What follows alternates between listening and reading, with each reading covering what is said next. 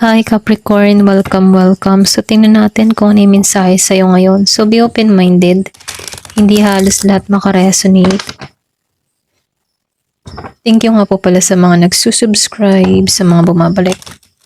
Maraming salamat. Ibe the message for Capricorn.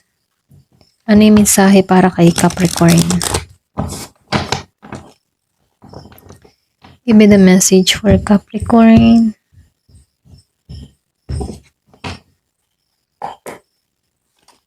So, meron ka ditong the moon, Queen of Wands, Queen of Cups, Five of Pentacles, the Sun, meron ditong the Fool, Chariot, Seven of Pentacles, Ten of Wands, and the Magician, okay? So, lumalabas dito, no? Nakikitaan ko dito yung from the struggle to success. Kumbaga, bibigyan ka ng reward dito ni universe, okay? Lahat ng sakripisyo at hirap mo, meron ditong malaking gantimpala sa'yo. Okay, Capricorn? So, dito, no, nakikitaan ko dito, mukhang matagal mo nang dinadala yung bigat sa kawalan, okay? Kumbaga, marami kang dinadalang bigat ng kawalan, pwedeng financial loss, utang, o pakiramdam na walang kasiguraduhan sa trabaho o negosyo, okay? Lumabas dito yung the moon, okay?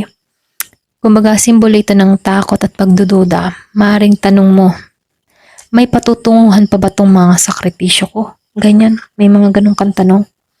So, dito, meron ditong mensahe sa'yo, no? Tandaan mo, ang buwan ay hindi kailanman nawawala, okay? So, dito, no, natatakpan lang ng ulap, yung mga, kumbaga, ang buwan ay hindi nawawala, natatakpan lang ng ulap. Kumbaga, nakikitaan ko dito, dahil lumabas dito yung Five of Pentacles, ito yung panahon ng kakulangan, or pwedeng nakakaramdam ka ng mga pagsubok, pero ito'y temporary lang, okay? Kumbaga yung buwan na natatakpan ng ulap, temporary lang yan, okay?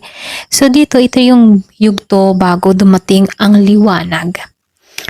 So lumalabas din dito, kaya yung batipong, kaya kung pagod ka na, man ngayon, tandaan mo, malapit na ang pagbabago. Okay? So merong pagbabago na mangyayari at magaganap sa'yo. Dahil lumabas dito ang the Queen of Wands and the Queen of Cups. Okay? So dalawang reyna to. Dalawang lakas, apoy at tubig. Okay? So, water element and fire element. Okay? So, dito, no, lumabas ang Queen of Wands and the Queen of Cups. So, dito, no, ikaw yung may inner power sa Queen of Wands at emotional wisdom sa Queen of Cups. Sa kabila ng pagod at kawalan mo, hindi mo inalis ang kabaitan mo at malasakit mo sa iba. At iyon mismo ang dahilan kung bakit darating ang kapalit. Okay? May sinasabi rin dito na may babaeng energy, mentor, boss, o mother figure na magiging instrumento para makabangon ka. Okay? So, maaaring may tulong or advice o inspirasyon dadating mula sa kanya. Kumbaga, mabibigyan ka ng inspirasyon ng tao na to. Okay? So, dito, no, nakikitaan ko dito na meron ditong lumabas ng the Sun. Dito, the Sun.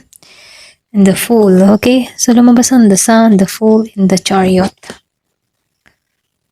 Ayan. Kita mo ba? So, dito, no, ito na yung moment na pagbabago. Kumbaga, meron ditong pagbabago ng daloy ng iyong kapalaran. Lumabas ang the Sun ay malinaw na sinyales ng tagumpay, kalinawan, at kasaganahan, okay? Kung dati, puro kaduda dito sa the moon, ngayon iliwanag at pag-asa na dito sa the Sun, okay? So, dito lumabas yung the Fool. Ito yung panibagong simula, okay? Huwag kang matakot sumubok ulit. Kahit nasaktan ka noon, o nagkamali ka sa negosyo, trabaho, o investment, ano pa yan, ano? Huwag kang matakot, okay? Kasi lumabas ang the Chariot. Magiging balance ang lahat, okay? So dito ito yung victory card na lumalabas. Kaya kung Yung ba tipong, kaya kong may bagong plano, okay? Kumbaga magkakaroon ka ng bagong plano, proyekto, kumbaga panibagong yugto, lalo-lalo na sa karera mo. Ayan. So dito, ang tunay na tagumpay, kumbaga, ang tunay na tagumpay mo ay hindi aksidente, okay? Ito'y bunga ng lahat ng pagod at dasal mo dito sa dasan, okay? Ayan. So dito, nakikitaan ko rin dito na meron ditong patient and reward sa Seven of Pentacles and the Ten of Wands, okay? So lumabas tong Seven of Pentacles dito and Ten of Wands. Ayan. Kung makikita mo, nagtanim siya, unti-unting sumisibol, okay? Parang ikaw yan. Meron dito kang tinanim na unti-unti kang babangon, okay?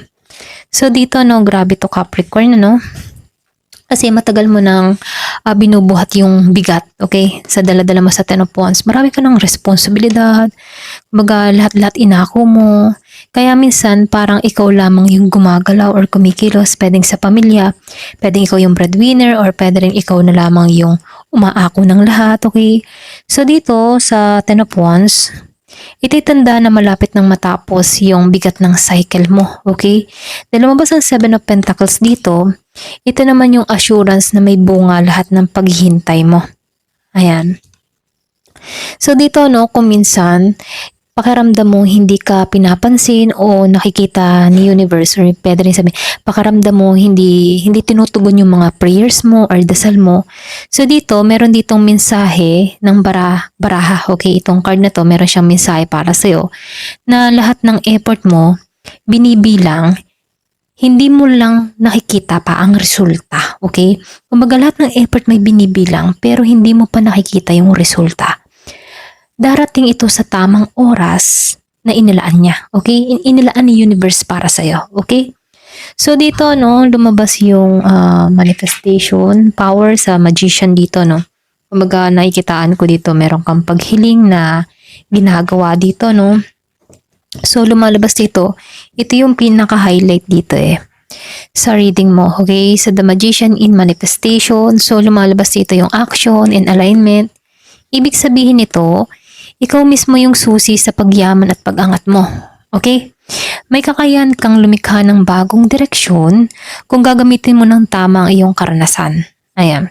So disiplina at tiwala sa iyong sarili. Kailangan mo na magtiwala sa sarili mo. So dito, may darating kang financial opportunity. Pwede ngayong darating na linggo. Okay, sa susunod na linggo, meron darating na oportunidad. Bagong source of income. Magkakaroon ka ng breakthrough sa negosyo kung may bala ka sa panahon ngayon, o trabaho dun sa iba. So, nakikita ko rin dito, meron ding isang tao na makakatulong or magbubukas ng bagong pintuan para sa'yo. Pero dito, meron ditong tanda or bilin, okay? Bilin sa'yo. Sinasabihan ka dito, ang magic ay gumagana lang kapag kumikilos ka. Okay?